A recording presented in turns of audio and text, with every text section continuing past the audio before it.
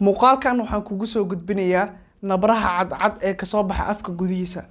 Nabrahan waxay kasoo bixi karaan carabka, ciridka iyo sidoo kale bishimaha gudihiisa. Muuqaalkan ayaan kugu sharxayaa waxyaabaha kugu sababi karo inay nabraha soo baxaan iyo qaabka ugu fudud ee iskaga daweyn kartidba. balse intuusan muuqaalka bilaabin waxaan ka codsanayaa inaad muuqaalka like saarto sidoo kale tan aad la wadaagtay saaxiibadaada si ay ayagana uga faa'iideystaan.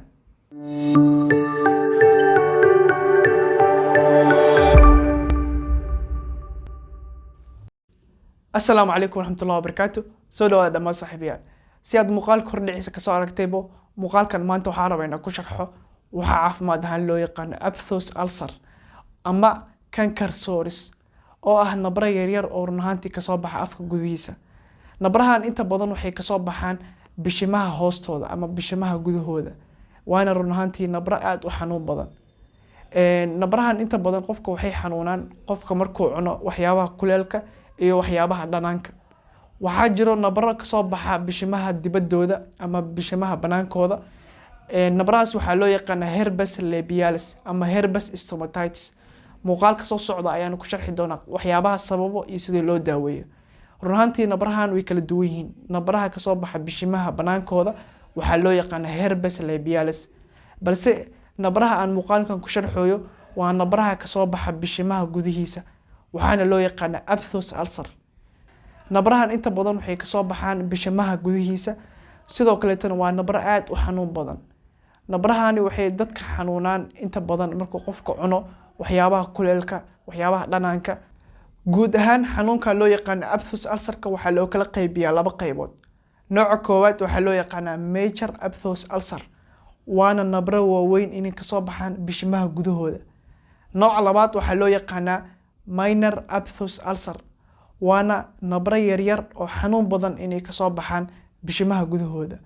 run ahaantii minor aphthous ulcer-ka marka la sharxayo waxaa la dhahaa cabirkooda iyo xanuunkooda islama eko. oo markaad fiirisid waa nabra aad u yaryar balse xanuunkooda waa xanuun aad u xanuun badan. waxaan u gudbi doonaa qaybta xigta oo ah maxaa sababa ama maxaa keeno xanuunka loo yaqaan aphthous ulcer-ka.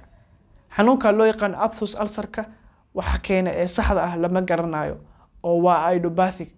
lama yaqaano waxa saxda ah ee keeni kara xanuunkan. balse waxaa jiro wax triggers loo yaqaan oo kicin kara xanuunkan ama wax loo saadaaliyo inuu xanuunka noocan oo keeni karo. waxyaabahaas waxaa ka mid ah number 1 wax loo yaqaan trauma oo ah inay jug soo gaarto afkaaga. jugta waxay noqon kartaa inay si toos ah inay jug afkaaga ku dhacdo ama inay dhacdo xaalad loo yaqaan tick bite oo ah in adiga isqaniintid. marmarka qaar waxaa dhici karto adigoo cunto cunayo inaad isqaniintid. marka isqaniintid waxa u nuglaanaysaa waxyaabo badan. waxyaabahaasi ay ka mid tahay nabrahan aan sheegayno ee loo yaqaan aphthous ulcer-ka. sidoo kale waxyaabaha keeni kara xanuunkan waxaa ka mid ah number 2 waxa loo yaqaan food allergy oo ah inaa xasaasiyad ku qaadid cuntooyinka qaar. cuntooyinka inta badan laga yaabo inaa xasaasiyad ku qaadid waxaa ka mid ah shukulaatada, kafeega, liin dhanaanta, looska, ukunta iyo wixii la mid ah.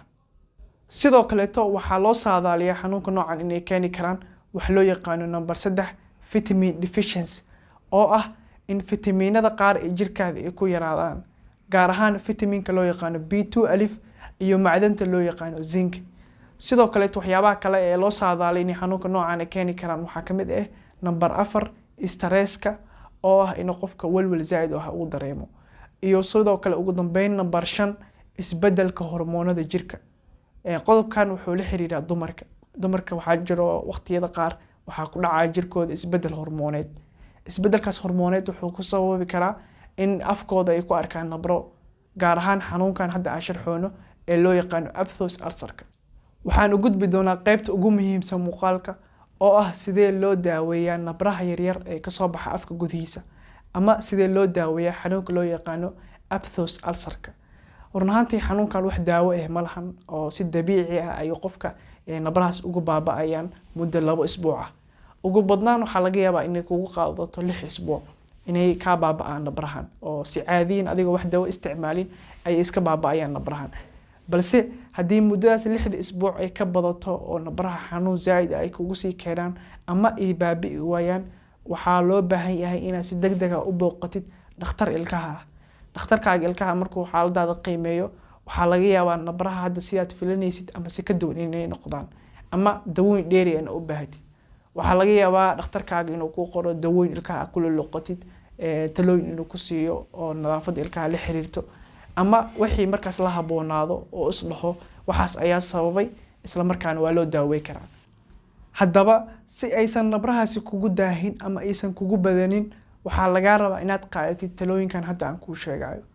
number 1 waa inaad ka fogaatid dawooyinka loo yaqaano qalajiyaasha ama antibioticska iyo sidoo kale dawooyinka antiviralska oo lagu daaweeyo xanuunada iyo viruska ay keenaan. sababtoo ah xanuunkan ma keenin virus mana keenin bacteria, marka dawo qaldan inaad isticmaashid ma haboono.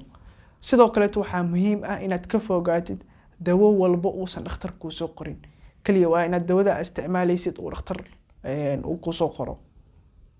sidoo kale waxaa muhiim ah inaad ka fogaatid ama aad ogaatid waxyaabaha aad allergy ku tahay ama xasaasiyadda aad ku leedahay. si aan hore usoo sheegnay waxyaabaha sababa xanuunka noocan waxaa kamid ah inaad cuntooyinka qaar xasaasiyad aad ku leedahay, marka waa inaad hubisid cuntooyinka xasaasiyadda aad ku leedahay. cuntooyinkaas markaad ogaatidna aad iska joojisid. cuntooyinkaasna waxaad ka tixraaci kartaa kuwan hadda aan soo sharxay sida ukunta, looska, shukulaatada iyo wixii la mid ah. halkaas ayaan kusoo gabagabeynayaa muuqaalkii aan ku sharxay nabraha yaryar ee kasoo baxa afka gudahooda. adiga daawanaya muuqaalkan qaybta hoose faalada igula wadaag fikirkaaga. sidee u aragtaa xanuunka noocan ah? qaab noocee loo daaweeyo ayaa is leedahay maadaama uusan wax daawo ah u lahayn? fikir walba oo aad haysid qaybta hoose faalada igula wadaag. anigoo kaaga mahadcelinaya daawashada muuqaalkan waxaan kuu rajeynayaa khayr iyo caafimaad. السلام عليكم ورحمة الله وبركاته.